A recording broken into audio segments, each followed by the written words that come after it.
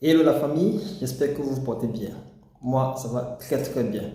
Mais seulement que j'ai eu chaud il y a quelques jours. J'ai eu très très chaud. J'ai eu je veux dire, patiente qui est venue sur WhatsApp pour me demander quelques conseils. Alors, elle m'a dit qu'elle a suivi la vidéo où je parlais de qu'est-ce qu'il faut faire à la femme pour qu'elle puisse jouir comme il faut.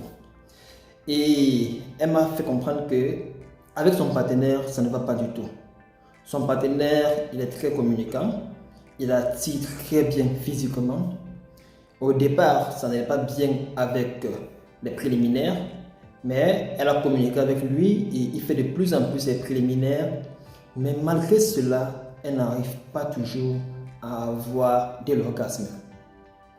Alors, j'étais un peu bloqué parce que voilà, avec tout ce que moi j'ai donné comme conseil, j'étais sûr que non, voilà, peu importe la femme, bien vrai que ce sont des conseils qui sont typiques, mais il y a aussi des femmes qui sont atypiques, qu'il faut encore peut-être autre chose pour pouvoir améliorer.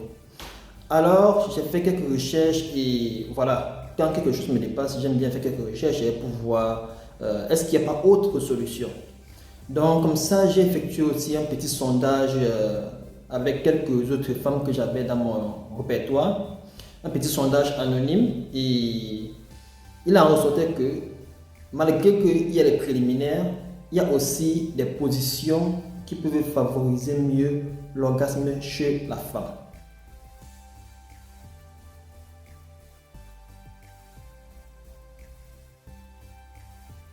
Alors j'ai dit oui, c'est vrai qu'il y a des positions qu'il faut favoriser et que je n'ai pas parlé de cela la dernière fois. Et après ce sondage, j'ai pu ressortir, je vais dire environ 5 ou 6 positions qui sont nécessaires et qui favorisent en majorité l'orgasme chez presque toutes les femmes. Alors, on va voir ces 5 positions-là, vous allez bien deviner bien sûr. La première position, c'est simplement ce qu'on appelle la levrette. Je pense que la levrette, tout le monde connaît ce qu'est la levrette. Il faudrait que voilà, la femme soit là. Ça peut être sur le lit ou alors debout. Elle est courbée et il faudrait qu'elle prenne une bonne position en fonction de son partenaire également. Et son partenaire va lui faire une pénétration par derrière. Donc, c'est ça la levrette de manière générale. Je ne vais pas trop entrer en détail sur les différentes positions. Vous pourriez aller vous-même faire vos recherches. Je pense qu'il y en a assez sur le net. Donc là, je donne juste quelques positions que moi j'ai pu retenir après le sondage. Comme deuxième position, c'est simplement la position qu'on connaît tous, la missionnaire. Mais ici, c'est la missionnaire, ce qu'on appelle la missionnaire surélevée. Alors, comment ça se passe? La femme est couchée sur le lit, d'accord? L'homme doit être au-dessus, d'accord? Mais la différence est que la femme, ou alors l'homme, un partenaire, va prendre un coussin, mettre juste en dessous de la hanche de la femme afin de soulever un peu sa hanche et ainsi, au cours de la pénétration, il y aura une meilleure pénétration pour pouvoir toucher le point G et la femme pourra bien ressentir l'homme entre ses jambes également. Cela augmente l'excitation chez la femme et peut la faire facilement atteindre l'orgasme. Donc ça c'est la deuxième position. La troisième position, c'est ce qu'on appelle l'andromaque. Ici, on peut avoir deux variations. On a l'andromaque, la femme est couchée, la femme est sur l'homme et elle chevauche l'homme et c'est elle qui gère le rythme de l'évolution du rapport. Donc, elle peut le faire en regardant l'homme et l'homme pourra faire les caresses comme il veut, ou alors elle peut le faire inversement, c'est-à-dire qu'elle ne regarde pas l'homme, et plutôt les pieds sont vers le visage de l'homme. Ça également, c'est notre variation de la andromaque.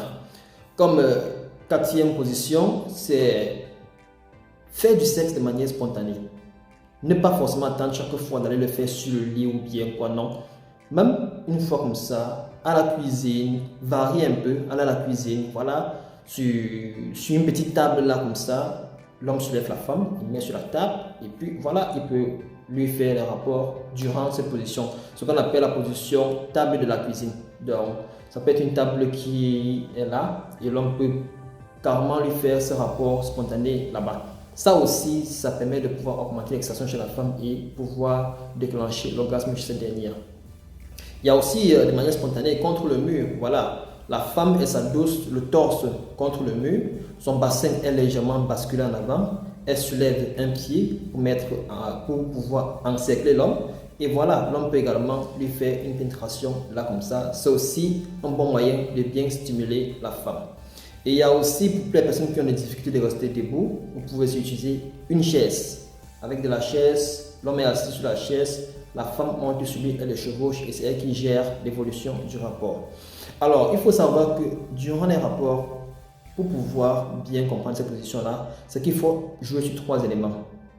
Le clitoris de la femme, le point G et les variations. Je répète, clitoris, point G, variation. Quand vous réussissez à bien mélanger ces 3 éléments-là, il est très difficile que la femme ne puisse pas avoir ou alors atteindre l'orgasme. Donc, n'oubliez surtout pas que pour que ça puisse être encore plus intéressant, il y a des femmes qui ont besoin que cela prenne du temps. Et pour que ça prenne du temps, il faudrait que l'homme soit vraiment assez bien portant. C'est-à-dire que, je le répète encore, les éléments qui font en sorte qu'un homme est bien portant et qui puisse tenir longtemps, c'est d'avoir une activité physique régulière, bien manger, bien se reposer, limiter le stress autant que possible. Donc c'était tout pour la vidéo de ce jour, pour partager encore cette petite astuce-là que j'ai eue après mon sondage.